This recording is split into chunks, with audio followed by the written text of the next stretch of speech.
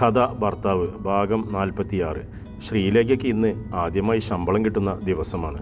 3 ആഴ്ച തികച്ച് ഡ്യൂട്ടി ചെയ്തിട്ടില്ലാത്തതുകൊണ്ട് എത്ര രൂപ ഉണ്ടാകുമെന്ന് അവൾക്കൊരു ഊഹമുണ്ടായിരുന്നു. മുമ്പായിരുന്നെങ്കിൽ ശമ്പള ദിവസം രാവിലെ അമ്മ നീണ്ടൊരു ലിസ്റ്റ് താൻ ഡ്യൂട്ടിക്ക് പോകും മുൻപ് തന്നെ ഏൽപ്പിക്കും. അതിലെന്തെങ്കിലുമൊക്കെ എഴുതാൻ വിട്ടുപോയിട്ടുണ്ടെങ്കിൽ താൻ വീട്ടിൽ നിന്നിറങ്ങിയാലും അമ്മ പിന്നാലെ പറമ്പിൻ്റെ അതിർത്തി വരെ ഓടി വന്നിട്ട് വിളിച്ചു പറയും. അതൊന്നും ഉണ്ടായില്ലെന്ന് ശ്രീലേഖ ഓർത്തു. താൻ ഇറങ്ങാൻ നേരം ഇന്ന് ചിലപ്പോൾ ശമ്പളം കിട്ടിയേക്കും, എന്തൊക്കെയാണ് വാങ്ങിക്കേണ്ടതെന്നത് എന്നുള്ളതിൻ്റെ ലിസ്റ്റ് എഴുതിയില്ലമ്മേ എന്ന് ചോദിച്ചപ്പോൾ, നിനക്കറിയില്ല മോളെ എന്തൊക്കെ തീർന്നെന്ന്, ഓർത്തിരിക്കുന്നത് എന്തെങ്കിലും വാങ്ങിച്ചോ കൊച്ചേ എന്നാണ് തീർത്തും ഉദാസീനയായി അമ്മ മറുപടി പറഞ്ഞത്. അമ്മയ്ക്കുള്ള മരുന്ന് തീർന്ന വിവരം പോലും അമ്മ തന്നെ അറിയിക്കാതെ മൂടി വയ്ക്കുകയായിരുന്നു. ശ്രീലേഖ ആദ്യം മെഡിക്കൽ സ്റ്റോറിൽ കയറി അമ്മയ്ക്കുള്ള മരുന്ന് വാങ്ങി. പിന്നെ പണ്ടുകാലം മുതലേ ടൗണിൽ നിന്ന് സാധനം വാങ്ങാറുള്ള പലചരക്ക് കടയിൽ ചെന്ന് താൻ ഉച്ചയ്ക്ക് ചോറിണ്ടിട്ടിരുന്ന് എഴുതി തയ്യാറാക്കിയ പലചരക്ക് സാധനങ്ങളുടെ ലിസ്റ്റ് കൊടുത്ത ശേഷം വിലയിട്ട് നൽകാൻ ആവശ്യപ്പെട്ടു. ബജറ്റ് തൻ്റെ കയ്യിലുള്ള കാശിൽ നിൽക്കുമോ എന്നറിയാനായിരുന്നു അത്. കടയുടമ വില നിലവാരം എഴുതിക്കൂട്ടി ലിസ്റ്റ് തിരികെ അവൾക്ക് കൈമാറി. ശ്രീലേഖ ആദ്യം നോക്കിയത് ടോട്ടൽ സംഖ്യയാണ്. അത് കണ്ടതും അവൾക്ക് ആശ്വാസമായി. ഇതിൻ്റെ കൂടെ 2 കിലോ റവയും 2 കിലോ ആട്ടയും ചേർത്തോനെ ചേട്ടാ, അവൾ ലിസ്റ്റ് തിരികെ നൽകിക്കൊണ്ട് പറഞ്ഞു. 10 മിനിറ്റുള്ളിൽ അവൾക്ക് ചെറിയൊരു പ്ലാസ്റ്റിക് ചാക്കിൽ സാധനങ്ങളെല്ലാം അയാൾ എടുത്ത് കെട്ടി നൽകി. 20 കിലോ അരിയുടെ വേറൊരു കെട്ടും കൂടിയുള്ളത് അവർ എടുത്ത് പുറത്ത് വെച്ച് കൊടുത്തു. ഓട്ടോ വിളിക്കണോ ചേച്ചി? ആ ചെറുക്കൻ അവളോട് ചോദിച്ചതും കടയിലേക്ക് കണ്ണും നട്ട് ഓട്ടോ സ്റ്റാൻഡിൽ കിടന്ന ഒരു ഓട്ടോറിക്ഷ അവൾക്കരികിൽ വന്നു നിന്നു.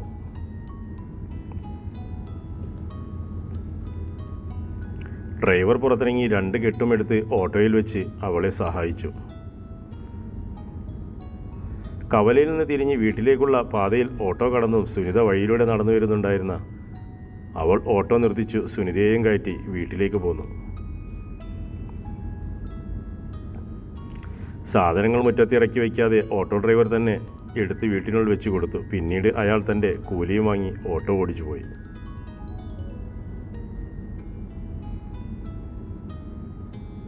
സരോജിനിയമ്മ വന്ന് കെട്ടുകൾ രണ്ടും അഴിച്ചു നോക്കി. സാധനങ്ങൾ എല്ലാം എടുത്ത് മേശപ്പുറത്തേക്ക് നിരത്തി വെച്ചു. അതെല്ലാം കെട്ടുകൾ പൊട്ടിച്ച് അതാതിൻ്റെ പ്ലാസ്റ്റിക് ടിന്നുകളിൽ നിറച്ച് വയ്ക്കേണ്ടത് സുനിതയുടെ ഡ്യൂട്ടിയാണ്. എന്തിനാ മോളെ അരി വാങ്ങിച്ചത്? അതിന് തന്നെ നല്ലൊരു തുകയായി കാണുമല്ലോ. നമുക്ക് അരി റേഷൻ കടയിൽ നിന്ന് വാങ്ങിയാൽ പോരായിരുന്നോ?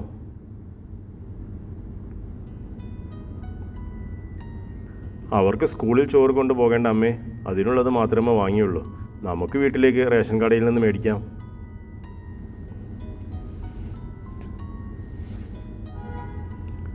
ആട്ടയും വാങ്ങിച്ചു വെച്ചേക്കുന്നു, അതും റേഷൻ കടയിൽ കിട്ടുമായിരുന്നല്ലോ, അതിന് വെറുതെ കാശ് കളഞ്ഞു. സരോജിനമ്മ ആട്ടയുടെ പാക്കറ്റ് എടുത്ത് തിരിച്ചും മറിച്ചും നോക്കി. റേഷൻ കടയിൽ നിന്നും വാങ്ങിക്കുന്ന ആട്ട കൊണ്ട് ദോശയുണ്ടാക്കിയാൽ അത് ഈ വീട്ടിൽ ആരാ അമ്മ കഴിക്കുന്നത്? മുമ്പായിരുന്നെങ്കിൽ അതെല്ലാം എടുത്ത് പൂവാലിയുടെ കാടിവെള്ളത്തിലിട്ട് കൊടുക്കാമായിരുന്നു. ഇപ്പോൾ അതുമില്ല. സരോജിനിയമ്മ അവൾ പറയുന്നത് കേട്ട് ഒരു മാത്രം നിശ്ചലയായി പോയെങ്കിലും നൊടിനേരത്തിനുള്ളിൽ അവർ തൻ്റെ മുഖത്തുണ്ടായ ഭാവവ്യത്യാസം മറച്ചു. ചേച്ചി, വൈകിട്ട് നമുക്കൊന്ന് അമ്പലത്തിൽ പോയി വന്നാലോ? നമ്മുടെ ഈ കുഞ്ഞു സന്തോഷം ദൈവവുമായി ഒന്ന് പങ്കിട്ടാലോ? എന്താ? സുനിത കുളി കഴിഞ്ഞു കയ്യിൽ ഒരു കപ്പ് ചായയുമായി മറുകൈയിൽ ഒരു ഇലയടയുമായി അവിടേക്ക് വന്നു.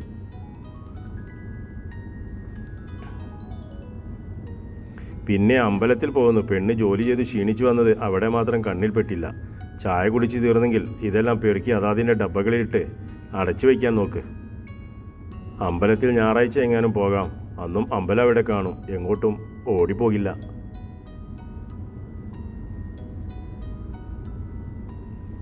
സരോജിനമ്മ അരിക്കലം എടുത്തുകൊണ്ടുവന്ന് ചാക്ക് കെട്ടയച്ചു അരി കരത്തിലേക്ക് അളന്നിട്ടു.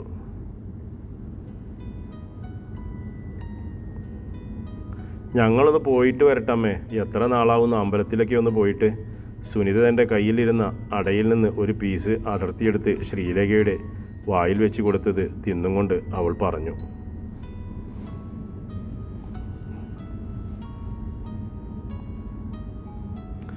നിങ്ങൾ അമ്പലത്തിൽ പോകുന്നത് കൊണ്ടല്ല മോളെ ഞാൻ പറഞ്ഞത്. നിങ്ങൾ പോകുന്ന വഴിക്ക് 100 പേര് വരും നിൻ്റെ വിശേഷം തിരക്കാൻ. അതുകൊണ്ടാ. വെറുതെ എന്തിനാ നാട്ടുകാർക്ക് പറഞ്ഞ് രസിക്കാൻ അവരുടെ മുമ്പിലോട്ട് ചെല്ലുന്നത്? നാട്ടുകാർക്കുള്ള മറുപടി ഞാൻ കൊടുത്തോളാം. ഇപ്പറയുന്ന നാട്ടുകാരുടെ വീട്ടിലുള്ള ആണുങ്ങളെല്ലാം മദ്യപിക്കാതെ ബ്രഹ്മചര്യം കാത്ത് സൂക്ഷിക്കുന്നവരൊന്നുമല്ലല്ലോ. നാട്ടുകാരെ പേടിച്ച് വീടിന് പുറത്തിറങ്ങി നടക്കാതിരിക്കാൻ പറ്റുമോ? ചേച്ചി പെട്ടെന്ന് കുളിച്ചിട്ട് വാ, ഞാൻ ഇതൊക്കെയൊന്ന് ഒതുക്കി വയ്ക്കട്ടെ.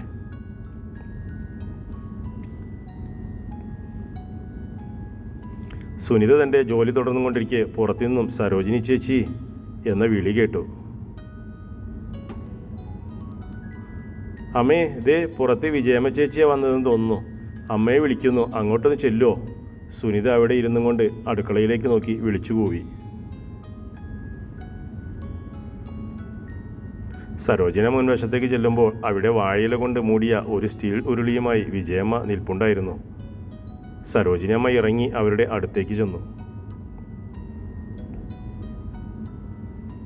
കുറച്ച് കപ്പ പുഴുങ്ങിയതാ ചേച്ചി. പറമ്പിൽ അവിടെയും ഇവിടെ നിന്ന് 1-2 കാച്ചിലും ചേമ്പും കൂടി അതിനൊപ്പം ഇട്ടു. കുറച്ചേ ഉള്ളൂ, കൊച്ചുങ്ങൾക്ക് കൊടുക്ക് ചേച്ചി.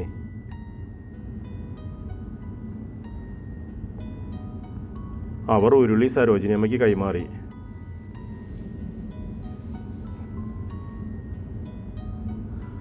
അവിടെ പിള്ളേരിരുന്ന് കഴിക്കാൻ തുടങ്ങി ചേച്ചി. അവർക്കുള്ള കട്ടൻ കാപ്പിക്ക് വെള്ളം അടുപ്പിൽ വെച്ചിട്ടാ ഞാൻ പോകുന്നത്. അതിപ്പോൾ തിളച്ചു കാണും. ഞാനങ്ങോട്ട് ചെല്ലട്ടെ ചേച്ചി. പാത്രം ഞാൻ പിന്നെ വന്ന് വാങ്ങിച്ചോളാം. വിജയമ്മ അപ്പോൾ തന്നെ ധൃതിയിൽ അവിടെ നിന്നും നടന്നുപോയി.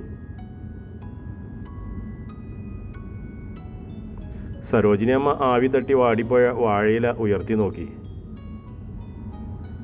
കുറച്ചേ ഉള്ളെന്ന് പറഞ്ഞെങ്കിലും 4-5 പേർക്ക് കഴിക്കാനുള്ളതുണ്ട്. ചെറിയൊരു പാത്രത്തിൽ തൈര് ചേർത്ത് കാന്താരി ഉടച്ചതുമുണ്ട്. കൂടെ വറുത്ത ഉണക്കമത്തിയും.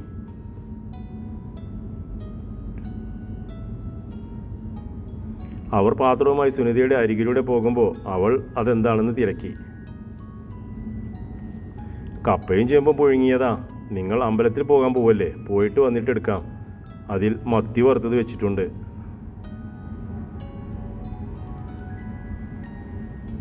സരോജിനിയമ്മ അത് കൊണ്ടുപോയി അടുക്കളയിൽ ഭദ്രമായി വെച്ചു.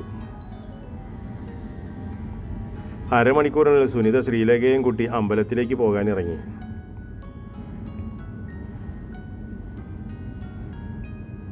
തിരിച്ചു പോരുമ്പോൾ അധികം ഇരുട്ടായാലും ഒരു ഓട്ടോറിക്ഷ വിളിച്ചങ്ങ് പോന്നേക്കണേ കൊച്ചുങ്ങളെ. നിങ്ങൾ തനിയെ റോഡിലൂടെ നടന്നു വരാൻ നിൽക്കണ്ട. സരോജിനിയമ്മ അവരെ ഓർമ്മിപ്പിച്ചു. 6 മണിയോടടുത്തിട്ടും സൂര്യൻ എരിഞ്ഞടങ്ങിയിട്ടില്ലായിരുന്നു. ചെന്തിക്കനലുകൾ വാരി വിതറിയതുപോലെ പടിഞ്ഞാറൻ മാനം ചുവന്നു തുടങ്ങി. ക്ഷേത്രത്തിൻ്റെ ഗ്രൗണ്ടിൽ കാറ്റും കൊണ്ടിരിക്കുന്നവരും അമ്പലത്തിൽ വന്നിട്ട് പോകുന്നവരുമൊക്കെ അവരെ ശ്രദ്ധിക്കുന്നുണ്ടായിരുന്നു.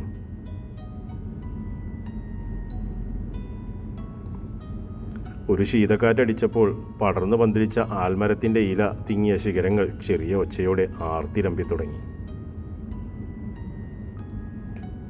അമ്പലത്തിനുള്ളിൽ തിരക്ക് കുറവായിരുന്നു. ദീപാരാധന നേരത്ത് ഒരു ചെറിയ തിരക്കുണ്ടാകുമെന്ന് വെച്ചാൽ ശാന്തസുന്ദരമായ അന്തരീക്ഷമാണ് അവിടെയെങ്ങും.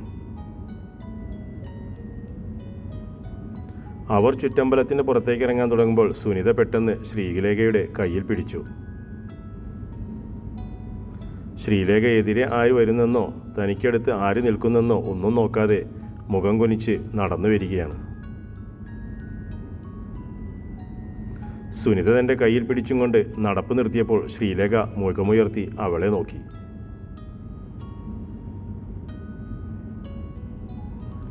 ചേച്ചി, നെടുമ്പുരയ്ക്കലെ അമ്മ നമ്മളെ കണ്ടു ചേച്ചി.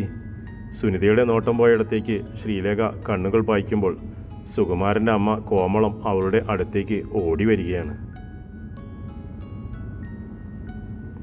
സന്തോഷമോ സങ്കടമോ ഒക്കെ കൊണ്ട് ശ്രീലേഖയ്ക്ക് കരച്ചിൽ വന്നുപോയി. കോമളം അവളുടെ അടുത്തേക്ക് വന്ന് അവളുടെ 2 കൈകളും കൂട്ടിപ്പിടിച്ചു. എത്ര നാളായി മോളെ? അവർക്ക് ഗദ്ഗതം വന്ന് വാക്കുകൾ അടഞ്ഞുപോയി. ശ്രീലേഖയുടെ കയ്യിൽ നിന്നുള്ള പിടിവിട്ടിട്ട് അവർ നേരിയതിൻ്റെ തുമ്പുയർത്തി കണ്ണുകൾ തുടച്ചു. സുഖമാണോ മോളെ നിനക്ക്? അവർ അവളുടെ മുഖത്ത് ശരീരമെമ്പാടും നോക്കിക്കൊണ്ട് ചോദിച്ചു. ശ്രീലേഖ അതേ എന്ന അർത്ഥത്തിൽ തലയാട്ടി. നിന്റെ ആ പഴയ ഐശ്വര്യം മുഖത്ത് കാണാനില്ലല്ലോ മോളെ, കോമളം അവളുടെ മുഖത്ത് തഴുകിക്കൊണ്ട് പറഞ്ഞു.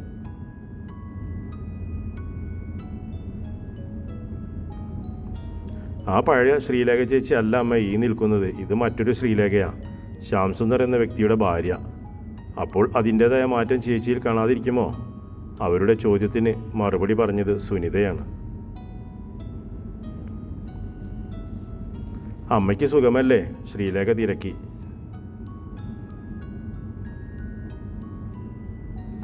അവർ തലയാട്ടുമ്പോൾ അവരുടെ കണ്ണുകളിൽ ഈറൻ ഓളം വെട്ടുന്നുണ്ടായിരുന്നു.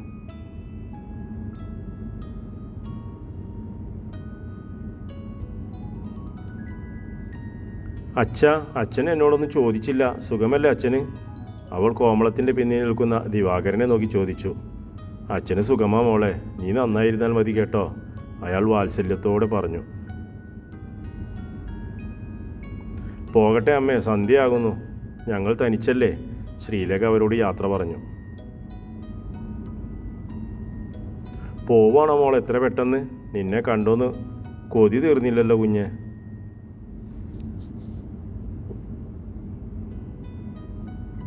ഇനിയും കാണാം എപ്പോഴെങ്കിലുമൊക്കെ ഇതുപോലെ, ഇപ്പോൾ ഞാൻ പോയിക്കോട്ടെ.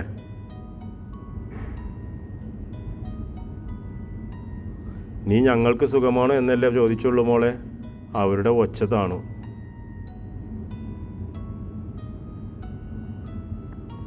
പോകാം. ശ്രീലേഖ തിരിഞ്ഞു അനിയത്തിയെ നോക്കി. ദീപാരാധനയ്ക്ക് സമയമായി, അമ്മ പോയി തൊഴുതിട്ട് വരട്ടെ, നടക്ക്, അവൾ സുനിതയോട് പറഞ്ഞിട്ട് കോമളത്തെ നോക്കി.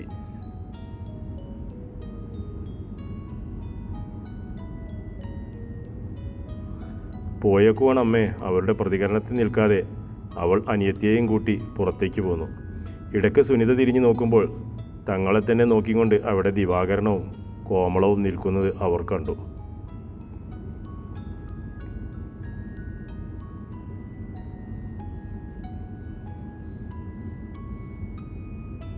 രാത്രി 9 മണിയോടെ അടുത്തിട്ടുണ്ടാകും. അടുക്കളയിലെ പാത്രങ്ങളൊക്കെ കഴുകി വെച്ചിട്ട് സരോജിനി അമ്മ സുനിതയുടെ റൂമിലേക്ക് വന്ന് ഒരു കസേര വലിച്ചിട്ടിരുന്നു. പിന്നെ അവിടെ ഇരുന്നും കൊണ്ട് അവർ മുടിയഴിച്ച് കെട്ടി ശ്രീലേഖ സുനിതയുടെ ബെഡിലേക്ക് കയറി കിടന്ന് ഉറക്കം പിടിച്ചിരുന്നു. ശ്രീകുട്ടൻ എന്തോ വരയ്ക്കുകയോ എഴുതുകയോ ചെയ്തും കൊണ്ടിരിക്കുകയാണ്.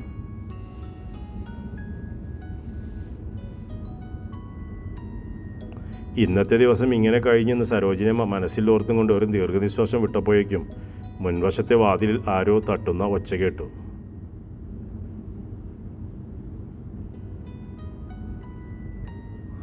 ഓ, ഞാൻ വന്ന് ഇങ്ങോട്ടൊന്ന് ഇരിക്കാൻ നിന്നിട്ടിരുന്നതാ, അവൾ വരാൻ. മോളെ, നീ ചെന്ന് ആ പാത്രം ഒന്നെടുത്ത് കൊടുത്തേരടി. വൈകിട്ട് കപ്പപ്പുഴുക്ക് കൊണ്ടുവന്ന പാത്രം തിരികെ വാങ്ങിക്കാൻ വിജയമ്മ വന്നതായിരിക്കും.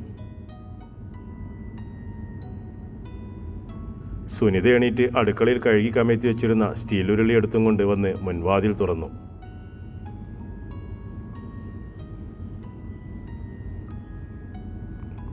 പുറത്തു നിൽക്കുന്നത് ആരെന്ന് സുനിതയ്ക്ക് നോക്കാൻ കഴിയും മുമ്പേ വാതിൽ പിന്നിലേക്ക് തുറന്നുകൊണ്ട് ശ്യാം സുന്ദർ ഉള്ളിലേക്ക് കയറി.